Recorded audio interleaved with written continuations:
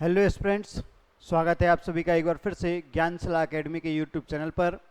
मैं हूं सुलभ और मेरे साथ आप लोग पढ़ रहे थे मध्य प्रदेश और भारत की अर्थव्यवस्था, मध्य प्रदेश सिविल सर्विसेज जो एमपीपीएससी उसकी यूनिट 6 के बारे में। तो भाई प्रीलिम्स की यूनिट 6। तो इस क्लास में हम पढ़ेंगे बौद्धिक संपदा अधिकार। भाई बौद्धिक संपदा अधिकार क्या हैं और मध्य प्रदेश के संदर्भ में बौद्धिक संपदा अधिकारों को हम पढ़ेंगे। तो आइए सबसे पहले जानते हैं कि बौद्धिक संपदा अधिकार क्या हैं। भाई आपको एक बहुत अच्छा सा एक माइंड मैप दिख रहा होगा जिसमें आपको पेटेंट, कॉपीराइट, औद्योगिक डिजाइन, व्यापार रहे, जीआई टैग, कुछ ऐसे नाम दिख रहे होंगे। तो इन सभी का संबंध बौद्धिक संपदा से है। भाई सबसे पहले बात आती है कि बौद्धिक संपदा क्या है। बौद्धिक संपदा अधिकार से पहले हमें जानना चाहिए कि बौद्धिक संपदा क्या है। भाई बौद्धिक संपदा क्या है? भाई कोई नवाचार हो सकता है, कोई विचार हो सकता है, कोई आइडिया हो सकता है जिसकी उत्पत्ति किसी व्यक्ति के मस्तिष्क से या उसकी मेहनत से हुई है और वह हर एक चीज से अद्वितीय है, तो वह संपदा बौद्धिक संपदा कहलाती है। इसमें आविष्कार भी होते हैं, कोई नई डिजाइन भी होती है, इसमें कंप्यूटर निर्माण या कोई आईसी डिजाइन भी हो सकती है, इसमें किसी की गायन से संबंधित या लिखित रचना भी हो सकती है, कोई गीत संगीत की धुन भी हो सकती है या कोई कार्यक्रम हो सकता है। तो भाई अगर हम देखें तो बौद्धिक संपदा क्या है? भाई मानवीय विकास को गति देने वाले तकनीकी नवाचार को पुरस्कृत करने वाला एक टर्म है। क्या है भाई? मानवीय विकास को गति देने वाले तकनीकी विचार को, यह क्या वैश्विक कला परिदृश्य की उन्नति में सहायक होती है। अगर हम बात करें तो बौद्धिक संपदा है, यह काल्पनिक रचनाओं को भी संदर्भित करती है, काल्पनिक रचनाओं को भी संदर्भित करती है और इसमें क्या सभी प्रकार के आविष्कार, साहित्यिक एवं वैज्ञानिक कृतियां, कलात्मक कार्य, डिजाइन और भी अन्य बहुत सारी चीज़ें शामिल होती हैं इसमें, और भी बहुत सारी चीज़ें इसमें शामिल की जाती हैं। बौद्धिक संपदा के बारे में हम जाने भाई है क्या? भाई कोई चीज़ है जो आपके दिमाग से स्वयं से उपजे। भाई जैसे थॉमस एडिसन ने क्या किया था, बल्ब का आविष्कार किया था, तो भाई उनका बौद्धिक संपदा थी, उसके लिए उन्होंने जो पेटेंट लिया वह उसका बौद्धिक संपदा अधिकार है। तो बौद्धिक संपदा के संरक्षण से संबंधित जो अधिकार दिए जाते हैं बौद्धिक संपदा अधिकार इंटेलेक्चुअल प्रॉपर्टी राइट कहलाते हैं। क्या कहलाते हैं? Intellectual property right. बौद्धिक संपदा अधिकार के बारे में बात करें तो बौद्धिक संपदा को जो कानूनी संरक्षण प्रदान किया जाता है वह क्या है? बौद्धिक संपदा अधिकार हैं। यह क्या जो कि व्यक्तियों को एवं कंपनियों को उनके रचनात्मक अभिनव कार्यों के लिए प्रदान किया जाता है। यह किसको? व्यक्ति को भी प्रदान किया जा सकता है और किसी एक संस्था एक कंपनी को भी प्रदान किया जा सकता है उनके अभिनव कार्य के लिए। जैसे भाई कोक है, कोक का जो फॉर्मूला है या मैगी मसाला का फॉर्मूला है वह उन्हीं के पास सुरक्षित है, उसके लिए इन्होंने पेटेंट लिया होगा या ट्रेडमार्क या जो भी इन्होंने अपने अलग से कंपनी को फायदा पहुंचाने किया होगा, वो क्या भाई बौद्धिक संपदा अधिकार ही है कि भाई वह और किसी साझा ना करने की उनके पास शक्ति है। इन पर कोई बाध्यता लागू नहीं कर सकते हैं कि भाई आप पब्लिकली साझा करो इनके फॉर्मूला को। भाई ये जो बौद्धिक संपदा अधिकार हैं इनकी सर्वप्रथम घोषणा कहाँ, सर्वप्रथम उल्लेख कहाँ? मानव अधिकारों की घोषणा की धारा 27 में। जो मानव अधिकारों की घोषणा हुई थी सबसे पहले, उनमें अनुच्छेद 27 में इनका उल्लेख किया गया था बौद्धिक संपदा का और बौद्धिक संपदा से संबंधित अधिकारों का। तो इनको आपको याद रखना है इस बात को कि भाई कहाँ बात। अब अगर हम बात करें बौद्धिक संपदा अधिकारों के प्रकार की या बौद्धिक संपदा के प्रकारों की, तो यह कौन कौन से हैं बौद्धिक संपदा अधिकार? भाई पेटेंट, ट्रेडमार्क, औद्योगिक डिजाइन, कॉपीराइट एवं उससे रिलेटेड अधिकार और भौगोलिक संकेत, भौगोलिक संकेतक मतलब जीआई टैग। तो यह प्रमुख प्रकार हैं। कौन कौन सा? पेटेंट, ट्रेडमार्क, औद्योगिक डिजाइन, कॉपीराइट संबद्ध अधिकार और भौगोलिक संकेतक। क्या भौगोलिक संकेतक यह इनका वर्गीकरण है किनका? भाई किसका वर्गीकरण है? तो यह वर्गीकरण है बौद्धिक संपदा अधिकारों का। फिर बात आती है भाई सबसे पहले पेटेंट की कि पेटेंट क्या है। अगर मैं बात करूं पेटेंट क्या है,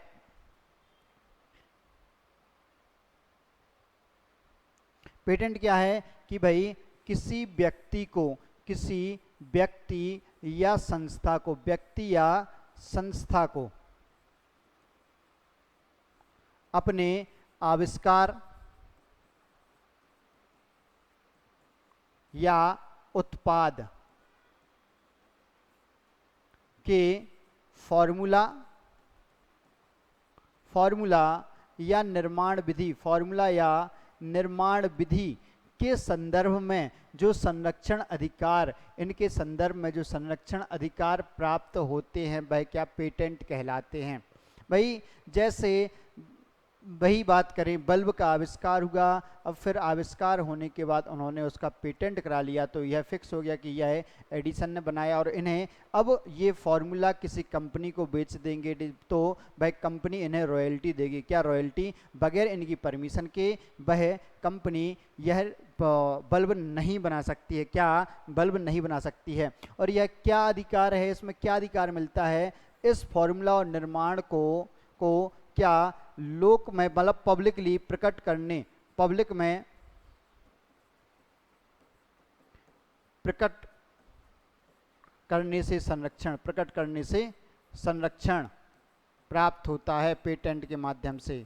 कि भाई अगर पब्लिक में प्रकट करना है कि इसमें कितनी मात्रा में क्या मिक्स हुआ, कैसा क्या मिक्स हुआ, तो उससे संरक्षण प्राप्त है। वो अगर प्रकट करता है कोई तो उसके लिए इन्हें क्या होगा, और कोई कंपनी इनके फॉर्मूला को यूज नहीं कर पाएगी, उनके विरुद्ध इन्हें पेटेंट प्राप्त होता है। अगर हम बात करें इनकी अवधि की पेटेंट सामान्यतः कितने वर्ष के लिए, तो सामान्यतः 20 वर्ष के लिए प्रदान किया जाता है।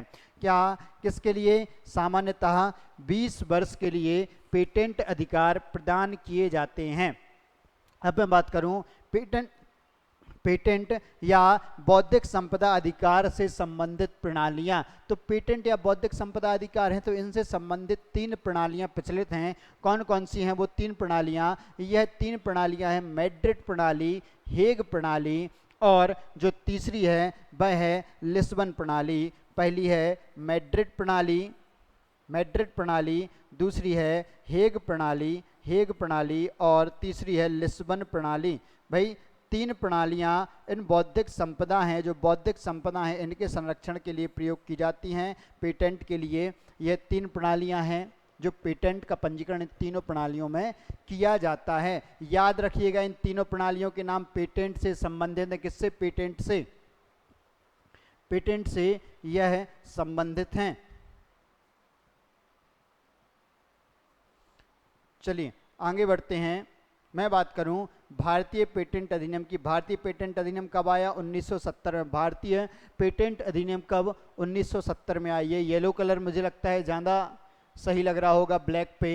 रेड कलर मैंने अभी गौर किया तो भाई थोड़ा ज़्यादा वो फैल रहा था, तो इसलिए मैंने कलर चेंज कर लिया। अब हम अपवाद की बात करें कि भाई पेटेंट में भी एक अपवाद है कि कुछ प्रक्रियाएं और कुछ आविष्कार ऐसे हैं जिनके लिए पेटेंट नहीं दिया जा सकता है। जैसे यह क्या है अपवाद कि भाई जैसे अगर मैं बात करूं परमाणु ऊर्जा से संबंधित, परमाणु उपकरण या परमाणु ऊर्जा संबंधी कोई परमाणु ऊर्जा या परमाणु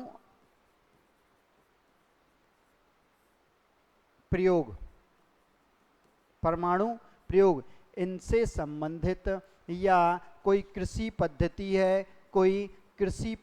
है, कृषि विधि है, इसे भी क्या इसके विरुद्ध पेटेंट नहीं दिया जा सकता। किसके विरुद्ध? कृषि विधि के विरुद्ध। और इसके अलावा भी क्या जो कंप्यूटर सॉफ्टवेयर हैं, क्या कंप्यूटर सॉफ्टवेयर इनके लिए भी पेटेंट नहीं मिल सकता।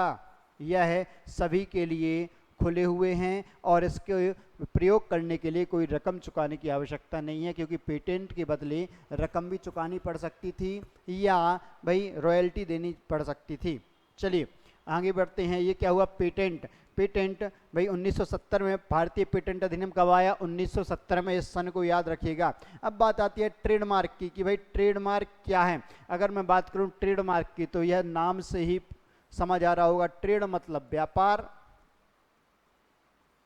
ट्रेडमार्क व्यापार से संबंधित कोई चिन्ह है। तो ये ट्रेडमार्क क्या हो सकता है?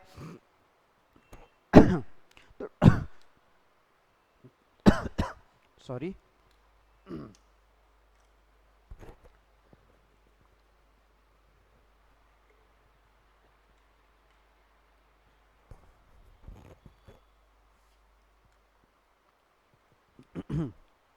सॉरी, चलिए, ट्रेडमार्क क्या होता है? ट्रेडमार्क सामान्यतः क्या एक चिन्ह हो सकता है, चिन्ह, या ग्राफीय निरूपण हो सकता है, या ग्राफिकल निरूपण हो सकता है।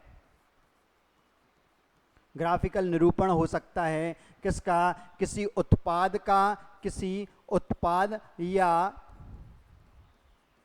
या कंपनी का, जो क्या करे, उस कंपनी के उत्पाद को या उस कंपनी को किसी उसकी प्रतिस्पर्धी कंपनी है उससे अलग प्रदर्शित करता है और इसकी मार्केटिंग स्ट्रेटजी का बहुत बड़ा हिस्सा होता है। तो भाई क्या कहलाता है? भाई ट्रेडमार्क कहलाता है। जैसे अगर भाई हम देखें किसी भी कंपनी को देख लीजिए, जैसे भाई ट्रेडमार्क क्या हो सकता है? अगर मैं बात करूं, जी हाँ, जैसे ज्ञानशिला एकेडमी का आप ट्रेडमार्क देखेंगे तो वह जो अलग है उसमें जी का प्रयोग किया जाता है। भाई आप यहाँ ऊपर यहाँ ज्ञानशिला एकेडमी का जो लोगो देख रहे हैं, क्या देख रहे हैं? लोगो देख रहे हैं जिसमें जी है, तो ये क्या है? हमारा ट्रेडमार्क है। क्या है? ट्रेडमार्क।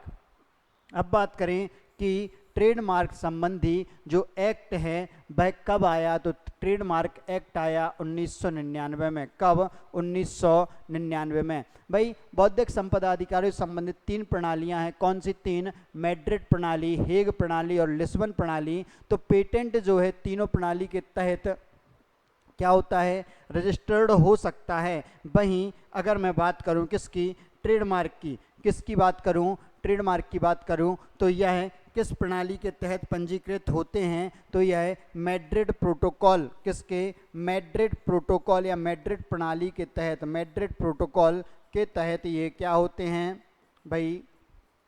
पंजीकृत होते हैं। याद रखिए ट्रेडमार्क का संबंध किस प्रोटोकॉल या किस प्रणाली से है? तो मैड्रिड प्रणाली से। तो चलिए, ट्रेडमार्क क्या है? ग्राफिकल चिन्ह होता है, निरूपण होता है, उसे जो अन्य उसके प्रतिस्पर्धी कंपनियों से, उद्योगों से पृथक साबित करता है।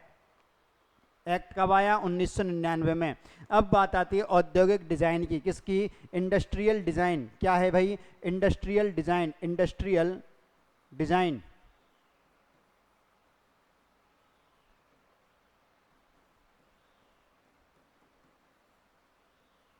Industrial design. तो ये क्या है भाई? भारत में जो डिजाइन अधिनियम है सन 2000 का, भारत में डिजाइन अधिनियम क्या है? सन 2000 में आया। एक फैक्ट बहुत महत्वपूर्ण, पेटेंट अधिनियम 1970 का है, फिर ट्रेडमार्क अधिनियम 1999 का है और डिजाइन अधिनियम कब का है? 2000 का। इसके अनुसार परिभाषा क्या है? डिजाइन से अभिप्राय आकार, अनुक्रम, विन्यास, प्रारूप या अलंकरण, रेखाओं या वर्णों का संगठन जिसे किसी ऐसी वस्तु पर प्रयुक्त किया जाए जो या तो द्वितीय रूप में या त्रिविमीय रूप में, द्वितीय मतलब 2D, द्वितीय रूप मतलब 2D और त्रिविमीय मतलब 3D रूप में अथवा दोनों में हो। भाई कोई क्या हो सकता है इसमें? ऐसी कोई डिजाइन है। अब जैसे ये पेन है, ये पेन देखिए, इसकी एक डिजाइन है डिजाइन है। भाई मैं एक ये माइक लिए हुई हूँ, तो माइक, इसकी एक डिजाइन है, एक एंटीना निकला हुआ कि ऐसा है, और इसमें सामने डिजिट आपको एक क्या लग रहा है भाई? आपको डिजिटल स्क्रीन दिख रही है। फिर इस तरीके से इसका जो शेप है यह एक डिज़ाइन है। क्या है? डिज़ाइन। मैंने आपको प्रेजेंटेशन दी, इसमें क्या है? डिज़ाइन है। भाई अगर मैं आपको दिखाऊं कि भाई ये बॉटल है, ये बॉटल है, तो इस बॉटल की एक डिज़ाइन दिख रही है, अलग से डिज़ाइन, उसकी ये क्या 3D डिज़ाइन है? भाई 2D भी हो सकती है। तो यह क्या, किस तरीके से आपके मोबाइल के, जैसे एप्पल के मोबाइल का डिज़ाइन, पेटेंट। तो ये सारी चीज़ें क्या औद्योगिक डिज़ाइन होती हैं, किसके अनुसार भाई? एक्ट में। एक्ट कब का है? 2002। डिज़ाइन समझे आप? औद्योगिक डिज़ाइन क्या है कि भाई अपने प्रोडक्ट को बेचने के लिए, अपने उत्पाद को जो उन्होंने स्पेसिफिक डिज़ाइन दी है, जैसे याद कीजिए कोका कोला की जो बॉटल है उसकी एक स्पेसिफिक डिज़ाइन है ना? तो ये क्या औद्योगिक डिज़ाइन, और ये कब? भारत में डिज़ाइन अधिनियम 2000 द्वारा शासित होती हैं। चलिए फिर बात करें कॉपीराइट की। कॉपीराइट की, भाई कॉपीराइट अधिकार क्या होते हैं? तो कॉपीराइट अधिकार के अंतर्गत क्या आती हैं भाई? किताबें आती हैं, चित्रकला, मूर्तिकला, सिनेमा, संगीत, computer program, computer program, database, विज्ञापन, मानचित्र, तकनीकी चित्रांकन, मतलब चित्र से रिलेटेड। भाई ये कला से संबंधित चीज़ों के लिए कॉपीराइट दिया जाता है कि उनकी कला का और कोई उपयोग ना करे। अब भाई मूर्ति कला भी हो सकती है, चित्रकला भी हो सकती है, गीत संगीत हो सकते हैं। कोई गाना है, गाना अगर कोई टीवी शो यूज़ करता है तो उसके लिए उन्हें क्या, उसका कॉपीराइट के लिए पैसे रॉयल्टी देनी पड़ती है। भाई कोई इमेज जो कोई टीचर भी यूज़ करे या कोई भाई अखबार यूज़ करे या कोई कहीं से भी यूज़ करे तो उसकी रॉयल्टी लगती है भाई कॉपीराइट, क्योंकि उस पर कॉपीराइट अधिकार उन्हें प्राप्त होता है। अब जो कॉपीराइट अधिकार हैं यह दो प्रकार के होते हैं। कितने? दो प्रकार के होते हैं। एक कौन सा? आर्थिक अधिकार और दूसरा नैतिक अधिकार। भाई आर्थिक अधिकार क्या कि इसके तहत व्यक्ति क्या दूसरे व्यक्ति द्वारा उसकी कृति के उपयोग करने के लिए उसके बदले पैसे लेता है। एक व्यक्ति को अपने कॉपीराइट के माध्यम से अगर उसकी कृति को कोई दूसरा उपयोग करता है उसके बदले रॉयल्टी पैसे पारितोषिक लेता है। और जो नैतिक अधिकार हैं इसके तहत क्या लेखक और रचनाकार है ना, यह गैर आर्थिक हितों का संरक्षण किया जाता है। इनके लेखक के और साहित्यकारों के गैर आर्थिक हितों की रक्षा। अब जैसे भाई किशोर कुमार का कोई गाना है, किशोर कुमार का कोई गाना है और दूसरा आए, दूसरा उस गाने को अलग तरीके से गा दे, अचानक से वो गाना गंदा हो जाएगा तो उसके क्या भाई गैर आर्थिक हित हैं वो उसके, कि भाई मैंने इतना अच्छा गाना गाया था, आपने कैसे इसको ऐसे बिगाड़ दिया। तो ये भी कॉपीराइट के माध्यम से संरक्षित होता है। चलिए फिर बात करते हैं, एक टर्म आता है कॉपी लेफ्ट। क्या? Copy left. कॉपी लेफ्ट क्या है? इसके अंदर जो कृति है उसकी पुनः रचना करने, उसे अपनाने या वितरित करने की अनुमति दी जाती है कि भाई ये कॉपी लेफ्ट क्या, उसकी पुनः रचना कर दो करने के लिए, यही कि गाने को फिर से नए वर्जन में लाना, और उसकी अनुमति दी जाती है। इसमें कॉपीराइट मतलब अनुमति दी जाती है उसके लिए, और इस कार्य के लिए जो रेखा के रचनाकार हैं इसके द्वारा लाइसेंस प्रदान किया जाता है कि भाई मैं आपको कॉपीराइट देता हूं, इसका लाइसेंस दे रहा हूं। फिर कॉपीराइट सामान्यतः कितने वर्ष के लिए दिया जाता है? तो सामान्यतः 60 वर्ष के लिए कॉपीराइट दिया जाता है, चाहे वो मूवी हो, चाहे वो गाना हो, चाहे वो कोई चित्र हो, इन सब के लिए कॉपीराइट कितना? सामान्यतः 60 वर्ष के लिए दिया जाता है। भारत में कितने वर्ष के लिए? 60 वर्ष के लिए, याद रखिएगा। अब हम बात करें जीआई टैग की। किसकी? जीआई टैग की। कि जीआई टैग क्या है? भाई जीआई टैग क्या है? तो भाई इनका संबंध जो चिन्ह हैं किसी स्थान विशेष से संबंधित उत्पाद के लिए जो स्पेसिफिक चिन्ह दिया जाता है वह जीआई टैग कहलाता है। इसका संबंध क्या?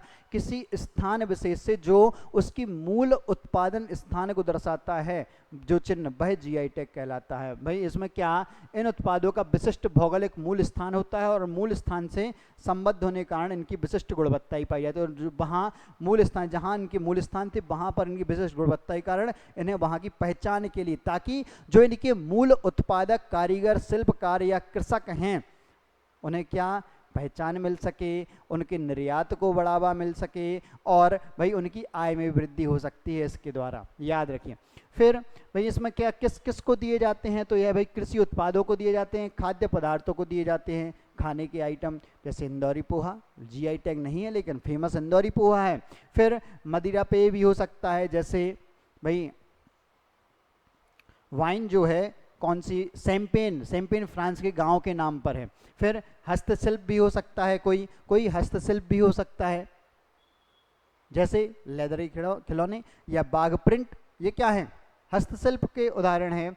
फिर जो भारत में जो जीआई टैग अधिनियम है, जो जीआई टैग है वो किसके द्वारा? जीआई टैग अधिनियम, भौगोलिक संकेतक अधिनियम 1999 के द्वारा क्या होता है? विनियमित होता है। और यह जो एक्ट है यह कब लागू किया गया? तो 2003 में, 15 सितंबर 2003 को ये लागू किया गया। कब? 2003 में यह एक्ट लागू किया गया, और इसके माध्यम 2004 में भारत में पहला जीआई टैग दार्जिलिंग चाय को, किसको? पश्चिम बंगाल की दार्जिलिंग चाय को प्रदान किया गया था पहला जीआई टैग। तो जीआई टैग अधिनियम कब का है? 1999 का। लागू कब हुआ? 2003 में। कब हुआ लागू? 2003 में। तो भाई अब हम बात करें विपो की। जी हाँ, बहुत महत्वपूर्ण है इस टॉपिक के लिए। विपो क्या है भाई? वर्ल्ड इंटेलेक्चुअल प्रॉपर्टी ऑर्गेनाइजेशन,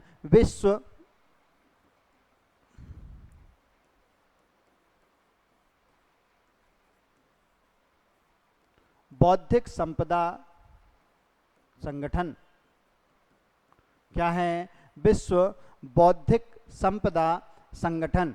इसकी स्थापना कब की गई, किसकी? अगर मैं बात करूं विपो की स्थापना कब हुई तो 1967 में 1967 में विपो की स्थापना की गई। और इसका हेडक्वार्टर कहाँ है? तो जेनेवा। जेनेवा कहाँ पर? स्विट्जरलैंड, यहाँ पर इसका हेडक्वार्टर है। अगर मैं सदस्यों की बात करूं कि विपो में कितने सदस्य हैं तो इसमें जो सदस्यों की संख्या है वह है 193। और भारत कब इसका सदस्य बना? भारत कब इसका सदस्य बना? तो इसका उत्तर है 1975। 1975 में भारत इसका सदस्य बना। और विश्व बौद्धिक संपदा दिवस कब मनाया जाता है? तो यह मनाया जाता है 26 अप्रैल को। कब? 26 अप्रैल को विश्व बौद्धिक संपदा अधिकार दिवस मनाया जाता है। इसको आप याद रखें, महत्वपूर्ण तिथि है। तो भाई जो विपो है, वर्ल्ड इंटेलेक्चुअल प्रॉपर्टी ऑर्गेनाइजेशन, ये कब? 1967 में यह बना। इसका मुख्यालय जेनेवा में है। इसकी जो सदस्य संख्या है 193 है वर्तमान में। इसके भारत इसका सदस्य कब बना? तो 1975 में। और विश्व बौद्धिक संपदा दिवस कब मनाया जाता है? तो यह 26 अप्रैल को। अगर हम बात करें इसके उद्देश्यों की कि विपो के उद्देश्य क्या हैं, उद्देश्य, तो विश्व स्तर पर बौद्धिक संपदा अधिकारों को, बौद्धिक संपदा को संरक्षण,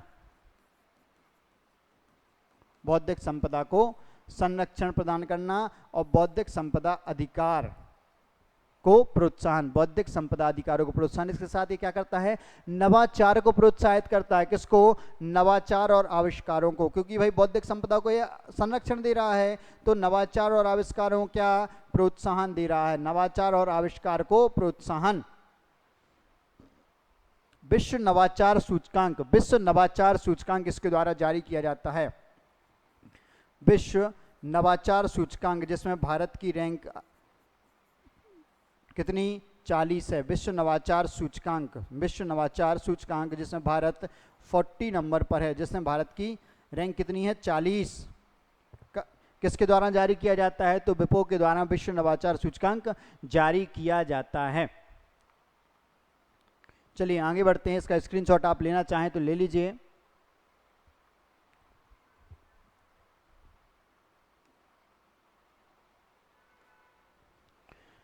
फिर मध्य प्रदेश के संदर्भ में बौद्धिक संपदा अधिकारों की बात करें हम, किस संदर्भ में? तो भाई मध्य प्रदेश के संदर्भ में। तो मध्य प्रदेश में बौद्धिक संपदा अधिकार हैं या जीआई टैग हैं या पेटेंट हैं, इनके संदर्भ में नोडल एजेंसी, मतलब बौद्धिक संपदा अधिकारों का संरक्षण, उनका नियंत्रण और विनियमन किस संस्था के द्वारा, इसकी नोडल एजेंसी कौन सी है? तो मध्य प्रदेश सूक्ष्म लघु एवं मध्यम उद्योग विभाग। कौन? मध्य प्रदेश सूक्ष्म लघु एवं मध्यम उद्योग विभाग इसकी क्या है? Nodal agency. और मध्य प्रदेश में अगर हम बात करें स्वीकृत पेटेंटों की संख्या कितनी है? स्वीकृत पेटेंट की संख्या 2020-21 तक 398 स्वीकृत, मध्य प्रदेश में 2020-21 में 398 पेटेंट प्राप्त हो चुके हैं। वहीं अगर हम डिज़ाइन फाइलिंग की बात करें, दायर डिज़ाइनों की बात, तो 2020-21 में इनकी संख्या 214 थी। कितनी? 214। ये आर्थिक सर्वेक्षण 2023 का डेटा है जिसमें 20-21 की बात है। फिर भौगोलिक संकेतक पंजीकरण संरक्षण अधिनियम कौन सा? जो भारत में है 1999 वाला, उसी के द्वारा मध्य प्रदेश में भी जीआई टैग क्या होते हैं? शासित होते हैं। और यह कब लागू हुआ था एक्ट? तो 15 सितंबर 2003 को। कब? 15 सितंबर 2003 को यह एक्ट लागू किया गया था। यह तथ्य महत्वपूर्ण है, आपको यह तथ्य याद रखने होंगे, यह कभी भी आपसे पूछे जा सकते हैं। चलिए बात करते हैं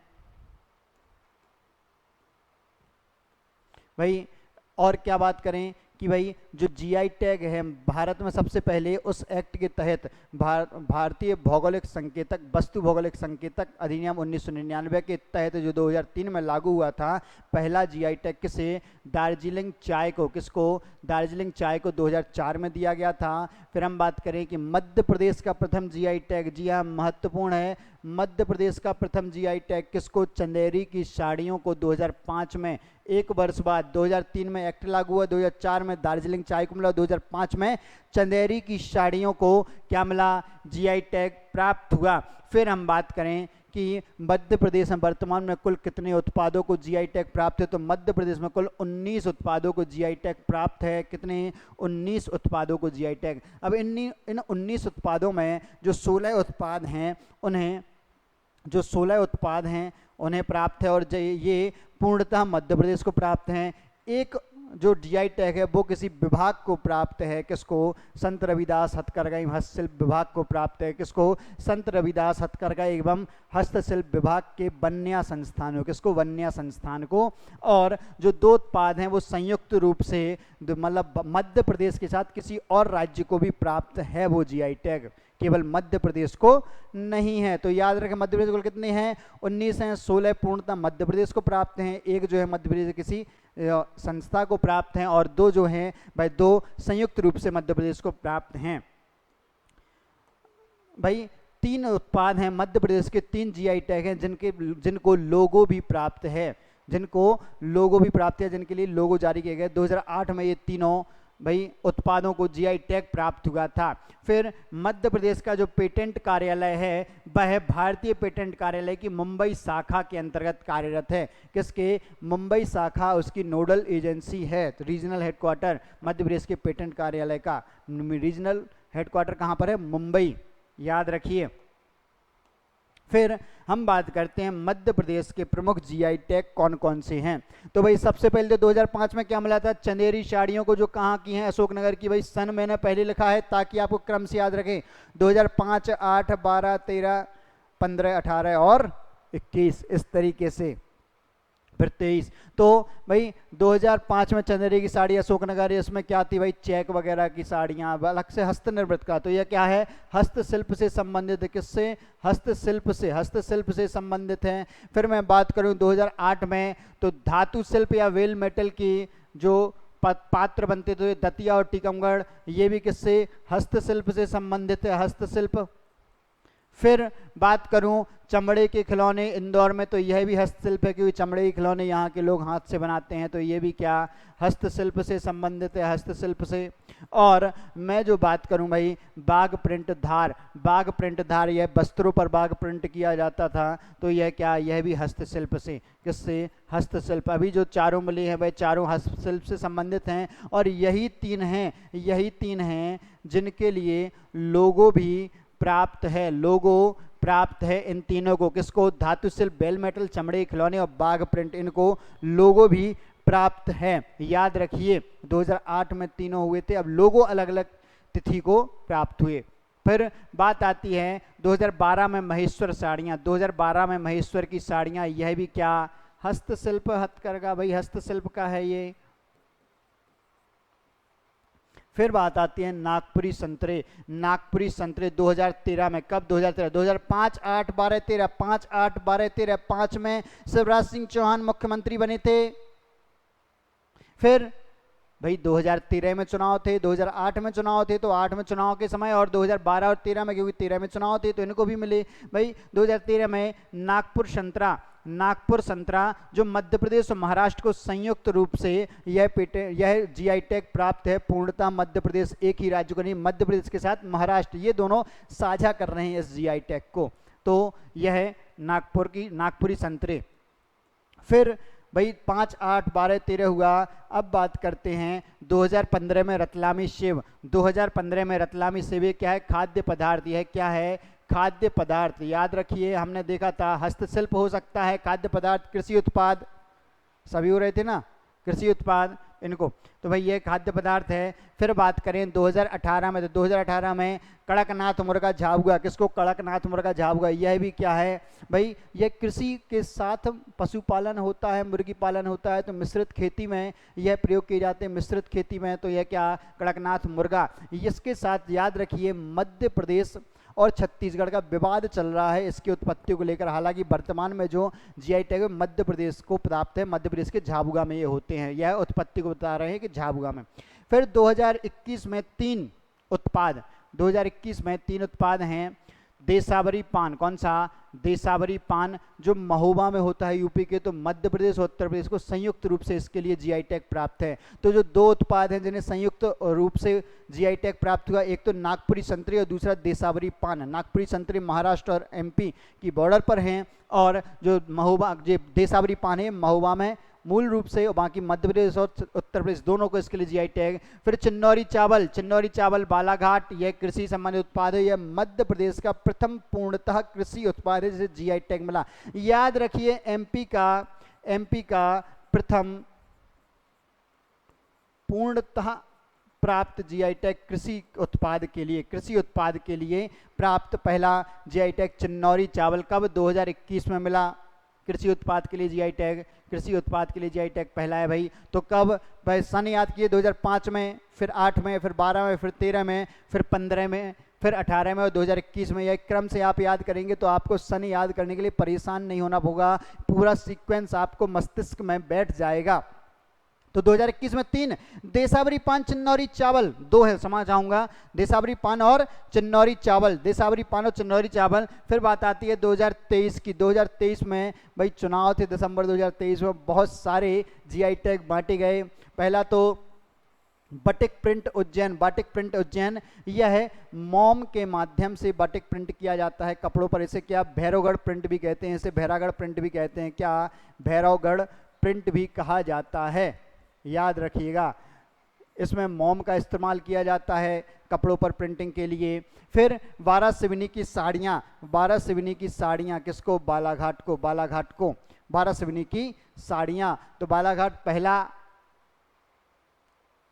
जिला बना जिसके लिए 2 जीआई टैग प्राप्त है। मध्य प्रदेश के पहला जिले से 2 जीआई टैग प्राप्त है, तो यह कौन सा बना? तो वह था बालाघाट। फिर आता है पत्थर शिल्प या संगमरमर शिल्प, तो यह भेड़ाघाट जबलपुर भेड़ाघाट। फिर लौह शिल्प डिंडोरी में लौह शिल्प कौन सी जनजाति? भाई जनजातियां पढ़ाई थी मैंने, आप लोगों ने देखा था। अगरिया जनजाति किसके लिए प्रसिद्ध है? तो लोहे को गलाकर उसके बर्तन और विभिन्न कलाकृतियां बनाने के लिए, जिनके प्रमुख देवता लोहासुर हैं, कहाँ पाई जाती है? डिंडोरी में। तो भाई डिंडोरी में लोह शिल्प जिसके लिए अगरिया जनजाति बहुत ही ज़्यादा प्रसिद्ध है। अब मैं बात करूं हस्त निर्मित कालीन, जो ये कहाँ की? ग्वालियर की हाथों से निर्मित कालीन। जी हाँ, मिर्जापुर के कालीन भैया फेमस है, लेकिन जीआई टैग ग्वालियर की हस्त निर्मित कालीन को मिला है। किसकी? ग्वालियर की हस्त निर्मित कालीन को। फिर वही बात करूं गोंड पेंटिंग कहाँ की? डिंडोरी की, और यह बन्या संस्थान ये संस्थान याद रखिए जो किसके अंतर्गत है? जो बन्या संस्थान है जनजातीय कलाओं के संरक्षण के लिए, और जो कौन सा? संत रविदास हस्तशिल्प हथकरघा निगम है उसके अंतर्गत कार्य करने वाला संस्थान है। तो यह संस्थान हो गया। तो 2 संयुक्त रूप से कौन से? देसावरी पान और जो नागपुरी संतरे 2 हो गए वो, और जो गोंड पेंटिंग है यह संस्थान को प्राप्त है, बाकी सब क्या स्थानों को प्राप्त हैं। फिर गजक, मुरैना की गजक फेमस, तो भाई मुरैना की गजक ही है जो किससे? तिली और गुड़ से बनती है। फिर सुंदरजा आम, क्या? सुंदरजा आम कहाँ पर? रीवा। सुंदरजा आम कहाँ? रीवा। और यह क्या? मधुमेह के लिए लाभकारी माना जाता है। मधुमेह मतलब डायबिटीज के लिए लाभदायक माना जाता है कि उसमें यह नुकसान नहीं करता है, दवाओं में प्रयोग किया जाता है। कौन सा? सुंदरजा आम, रीवा। फिर बात आती है सरबती गेहूं की। तो सरबती गेहूं 2 जिलों में होता है, सीहोर और विदिशा। कहाँ? सीहोर और विदिशा जिलों में सरबती गेहूं होता है, इनको जीआई टैग प्राप्त है। तो एक बार फिर मैं रिवाइज कराता हूं आपको। सबसे पहले 2005 में चंदेरी की साड़ियां, फिर 2008, फिर 2012, 2013, 2015, 2018, 2021 और 2023। यह क्रम याद रखना है। 2021 में देसावरी पान और चिन्नौरी चावल को मिला था, 2018 में कड़कनाथ मुर्गा, 2015 में रतलामी सेव, 2015 में रतलामी सेव, और 2013 में नागपुरी संतरा, 2012 में महेश्वर साड़ी, 2008 में कौन? बेल मेटल, दतिया टीकमगढ़, चमड़े के खिलौने इंदौर, बाघ प्रिंट धार। ये याद करने आपको इन तीनों को लोगो भी प्राप्त हुआ है। ये सभी क्या? हस्तशिल्प से संबंधित पहला पूर्णतः कृषि उत्पाद जिसे पूर्णतः मध्य प्रदेश का जीआई टैग मिला, क्या है? चिन्नौरी चावल बालाघाट। यह सभी आपको याद करने हैं। भाई याद कर लेना, इनके उत्पादन जो मूल स्थान है वही पूछे जाएंगे आपसे, क्या क्या यही सब पूछे जाएंगे। तो भाई ये टॉपिक यहाँ पर समाप्त होता है। आशा है कि भाई आप लोगों को पूरा टॉपिक समझ आया होगा और कवर भी हुआ होगा। अब बस जल्दी से अपने नोट्स निकालिए और 10 मिनट में इसको पूरा रिवाइज कर लीजिए, या फिर वीडियो को 2x पर चलाकर थोड़ा जो मैंने जो स्पेसिफिक पॉइंट डिस्कस किए उनको आपस में रिवाइज कर लीजिए, ताकि यह आपके दिमाग में छप जाए। चलिए, और भाई वही मेरी गुजारिश जो मैं हर वीडियो के बाद करता हूँ कि भाई इस चैनल को आप फैलाएं, वीडियो को फैलाएं, हमारे एस्पिरेंट्स तक ग्रुप्स में फैलाएं, और वीडियो को लाइक करें, सब्सक्राइब करें चैनल को, और वीडियो पर कमेंट करें। Thank you so much.